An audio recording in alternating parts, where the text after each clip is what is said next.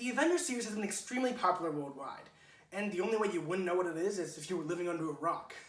Marvel Avengers has made a total of $17 billion with only 22 films. And this Friday on April 26th, the final film of the current Avengers series will be released, Avengers End Game. Lucky for me, I was given the opportunity to see this movie early. So today, I'll be giving you a quick analysis and telling you if it's even worth seeing, and if it is, what to prepare for. If you didn't know, many of the original Avengers cast just recently announced that their contracts were up, and they were retiring.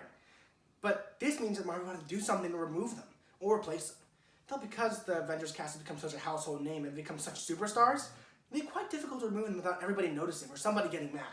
This makes things difficult for the series, because now they only have one choice: remove the character from the series. In the prior film, Avengers Infinity War, we learned that the supervillain Thanos has been collecting Infinity Stones in order to complete his vision of wiping out half of all life in the universe.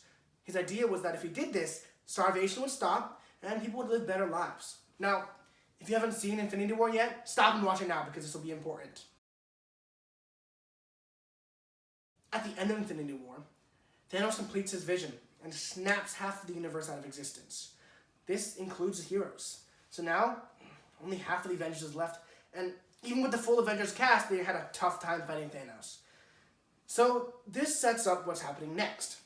Endgame picks up where this last film left off, showing the remaining heroes and introducing two more to the mix. Now, before watching Endgame, it'll probably be a smart idea to watch a couple films, at least to make it easier for you to understand and comprehend the movie.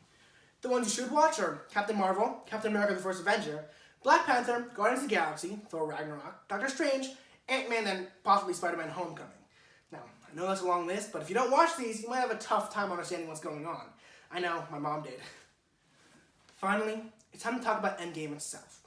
Because Endgame was the final movie for the original cast, it was supposed to be a very heartwarming and nostalgic movie. And it was. The movie uses many callbacks from the prior films, and really wraps up the entire series.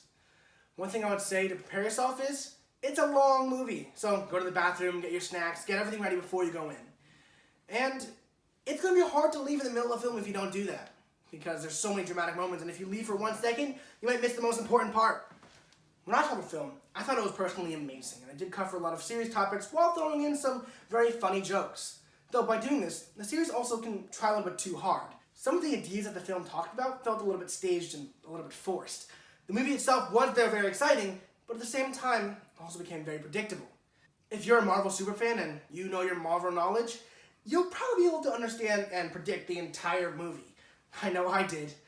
But even though that is true, and even though I said these things, it was still an incredible movie. Don't be discouraged. The movie makes up for its faults with hilarious dialogue, great character chemistry, and incredible scenery, and simply by making Marvel fans feel kind of complete again. Thank you guys for listening. This was Hudson Yang giving Endgame an 8.5 out of 10. See you guys later. Also, let me clear up one rumor. Ant-Man does not kill Thanos by going up his butt and exploding him. Thank you again.